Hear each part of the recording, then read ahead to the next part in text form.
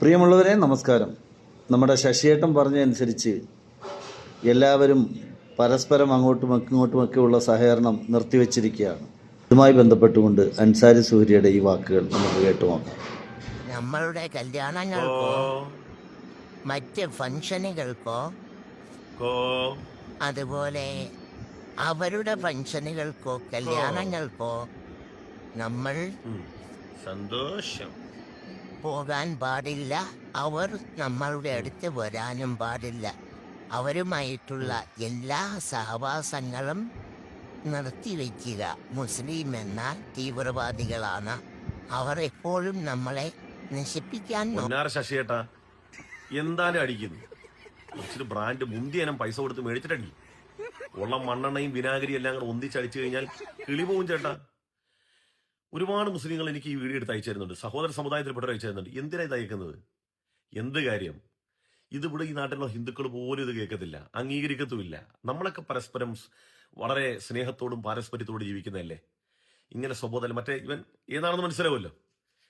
ഈ സാധനം അടിച്ചു കഴിഞ്ഞപ്പോൾ അവന്റെ ഉള്ളിൽ നിന്ന് വന്നത് എന്തുകൊണ്ടാന്ന് വെച്ചാൽ ഈ അടിക്കാത്ത സമയത്ത് പോയിരുന്ന് മറ്റേ ക്ലാസ് കേൾക്കും.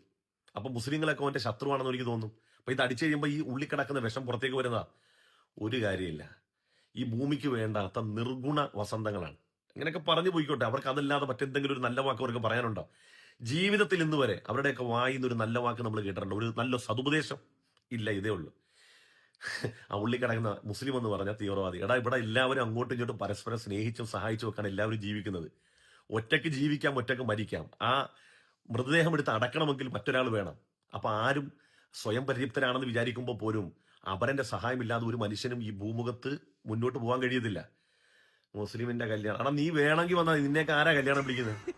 നിനക്ക് വേണമെങ്കിൽ നല്ല ബിരിയാണി, നല്ല ആഹാരം കഴിക്കാം. നീ ആ ഉണക്കമീൻ തിന്ന്, ആ ഉണക്കപ്പറവയും തിന്ന്, ആ മുഷിഞ്ഞ അതോവായി വിടത്തില്ലേ, അതിൽ നിന്നൊക്കെ മോചനമായിട്ട് ഒരു ചിരി കുഴിമന്തി, ഒരു ചിരി ബിരിയാണി, നല്ല നൈസരിപ്പത്തിരി, ഈ ചിപ്പോത്തിറച്ചി, ഇതൊക്കെ നിന്റെ ജീവിതത്തിൽ നീ കിനാവ് പോലെ കണ്ടിട്ടില്ല.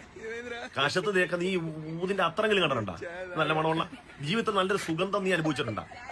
വേണമെങ്കിൽ വാടാ, കല്യാണത്തിന് പോവാ. നിനക്ക് വേണമെങ്കിൽ സൗകര്യം ഉണ്ടെങ്കിൽ നിന്റെ ജീവിതത്തിൽ ആ ഉണക്കപ്പറ വയറല്ലേ, അതിലേക്ക് ഒരു അല്പം ബിരിയാണി, സംശുദ്ധമായ സ്വാദുള്ള ആസ്വദിച്ചുള്ള ഭക്ഷണം കഴിക്കാൻ ആഗ്രഹം ഉണ്ടെങ്കിൽ നീ വാ.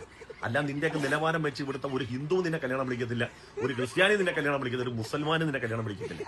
ഞങ്ങൾ ഇവിടെ മുസ്ലിങ്ങളും ഹിന്ദുക്കളും ക്രിസ്ത്യാനികളൊക്കെ ഏകോദര സഹോദരങ്ങളെ പോലെ പരസ്പരം അങ്ങോട്ടും ഇങ്ങോട്ടും ബഹുമാനിച്ച് ഞങ്ങൾ എല്ലാ കാര്യങ്ങൾക്കും അങ്ങോട്ടും പങ്കെടുത്ത് നേർച്ചക്കും പരിപാടിക്കും ഒക്കെ അങ്ങനെ പങ്കെടുക്കുന്നവരാ.